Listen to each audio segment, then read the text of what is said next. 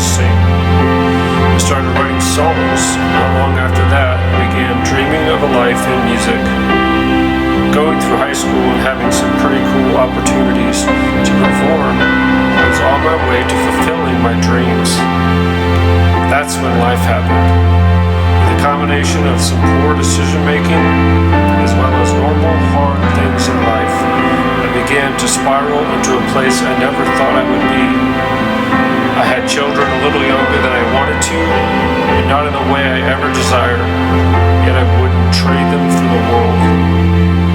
That was when it felt like the death of my dreams and who I really was. I would try anything and everything to get out of the shame and guilt-riddled life due to my own sin and the enemy's lies, struggling with depression, anxiety, panic attacks, and overall feeling low self-worth. I couldn't find my way out. I was lost, alone, isolated, confused, and thought that was it for my life. I was in 2 toxic marriages that truly shook me to my core, revealing hidden weaknesses and creating the biggest giant of fear I would ever have to face. Through all the mistakes, setbacks, fears, doubts, and worries, insecurities, and all the other negative things that came at me, He, Jesus, was always there, telling me how much He loved me. I just couldn't hear Him over the chaos of life. I honestly forgive both of them, and my heart desires them to know the truth and realize they are one turn away from being back in His arms despite the enormous amount of hurt they have caused.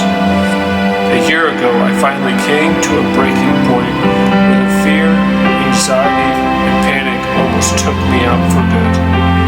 God had bigger and better plans. I finally had the strength to move on and began to allow God to heal me. Repeating the same toxic cycles and behaviors wasn't an option, and I just started pursuing God like I never had before. God showed me His unconditional love in so many different ways, like providing the best job I'd ever had, a car when I had no car, a place to live when I had nowhere to go, finances when they completely ran dry, and tangible hope I could see in my daily life when the enemy was trying to convince me that what I was doing wasn't the right direction. He was the one actually terrified of me realizing who God actually had already said I was, because that meant his lies would be rendered powerless. The enemy tried to convince me that I doubted, feared, worried, simply didn't have enough faith to actually believe what God was telling me about my future. Lies like, you don't deserve a godly marriage where someone loves you, is faithful to you, seeks God with you.